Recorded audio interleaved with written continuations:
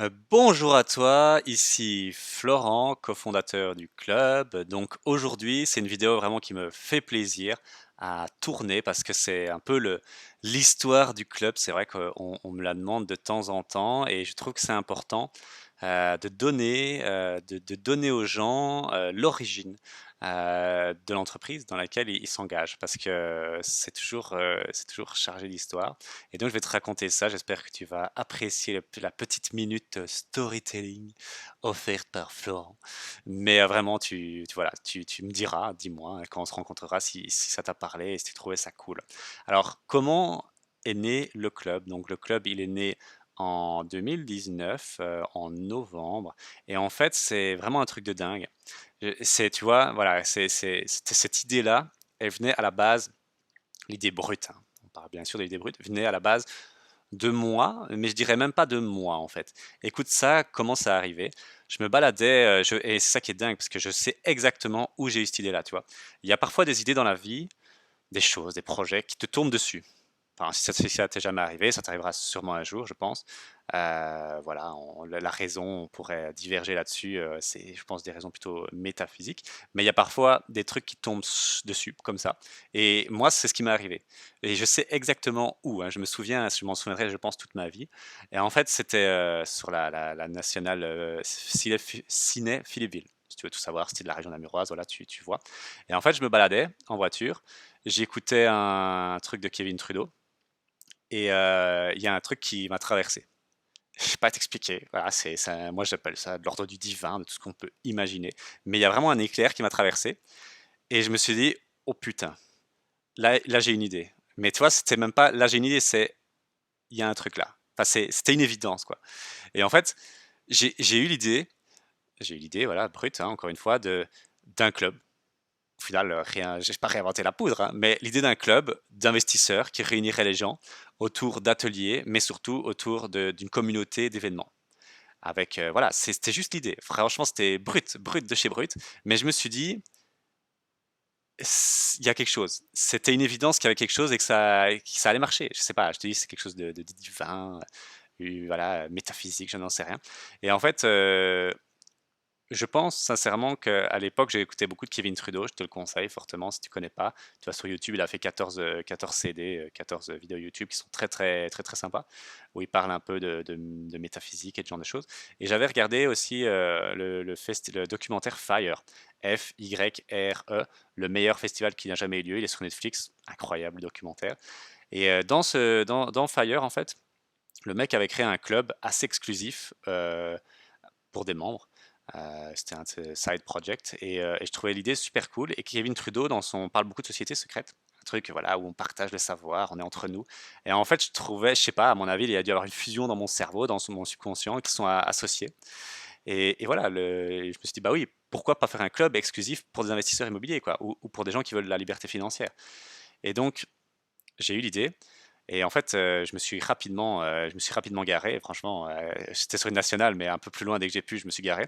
Et j'ai sonné à Jérôme à l'époque, qui était un ancien fondateur du club. Et je lui ai dit voilà, Jérôme, j'ai une idée. C'est un truc de fou. Je trouve ça génial. Qu'est-ce que t'en penses? Donc je lui ai raconté l'idée. Il m'a dit oh putain, c'est trop bien. Est-ce que ça te dérange si j'en parle à Maïri? Maïri à l'époque, je le connaissais pas spécialement. Oui, je le connaissais un peu, mais pas plus que ça. Et j'ai dit oui. Je me suis dit, tu vois, parfois dans la vie, il y a des choses, tu te dis, tu les sens et tu te dis, vas-y, parle-lui-en. Et donc, il en a parlé. Et Maïri a trouvé l'idée super cool, forcément. Et on s'est vu assez rapidement. À l'époque, le QG de l'époque, c'était au Novotel, à Charleroi, pour discuter de ça. Donc, je leur ai expliqué ce que j'avais en tête. Encore, hein, c'était très, très flou, très brut. Mais je leur ai expliqué, voilà, j'ai cette idée-là, ce serait ça, ça, ça, vous en pensez quoi? Et puis on a commencé à construire l'idée petit à petit.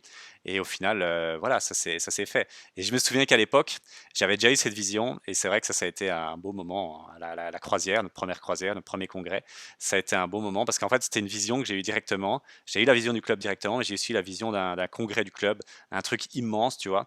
Et c'était la croisière qu'on a fait sur la Meuse, un bateau de 250 personnes.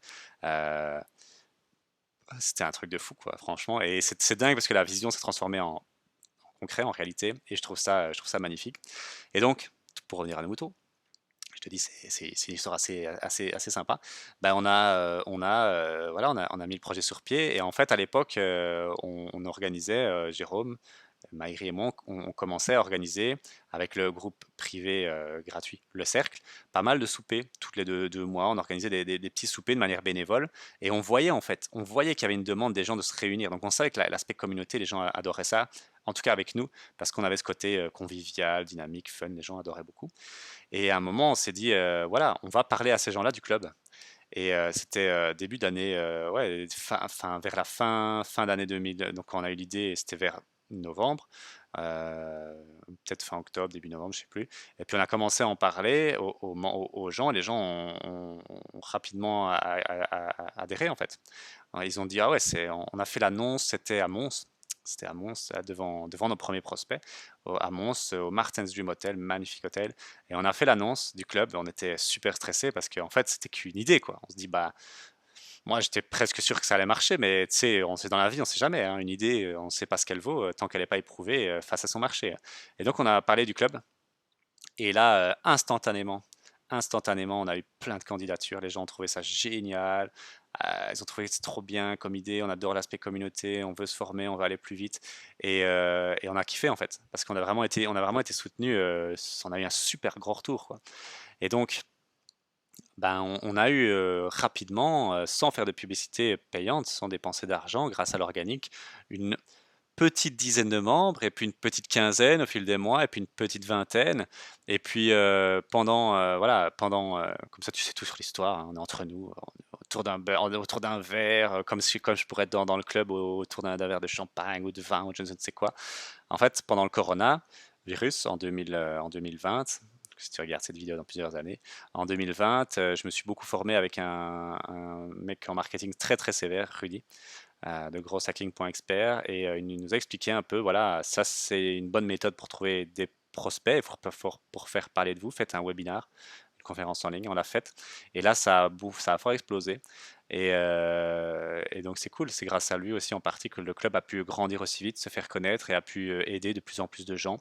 Parce que voilà, notre mission première avec le club, tu la verras en dessous, c'est vraiment de t'aider à devenir libre financièrement grâce à l'immobilier.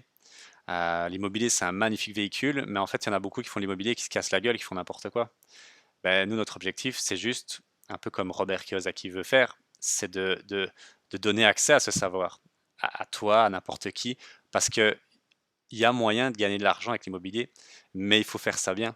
Il faut se faire accompagner, que ce soit par nous, par d'autres, mais il faut vraiment se faire accompagner, parce que si tu te plantes sur ton premier investissement, bah, t'es fucked up, quoi. C'est foutu. Et nous, c'est ça qu'on recherche avec le club, c'est créer d'une part la plus grande communauté d'investisseurs en immobilier de Belgique, parce qu'il y a vraiment, et ça tu le ressens partout, mais il y a vraiment cette solitude de l'indépendant. Enfin, c'est comme l'indépendant en fait, mais c'est pour les investisseurs. Les investisseurs sont souvent mal compris. Je sais de quoi je parle, hein. Je suis investisseur et j'ai ce constat-là avec 95% des membres du club. On est souvent incompris. Et en fait, c'est très douloureux parce que l'immobilier, c'est très très excitant parce que c'est ces sommes immenses. Et donc, c'est très excitant, tu as envie d'en parler, c'est logique, c'est humain. Et quand tu es avec un entourage qui te rend pas l'appareil, c'est très démoralisant, c'est très frustrant, ça fait mal vraiment. Et donc, l'idée du club a été aussi créée là-dessus et c'est pour ça qu'on veut le partager au maximum de Belges. C'est rejoignez-nous si vous êtes investisseur et que vous sentez cette douleur-là.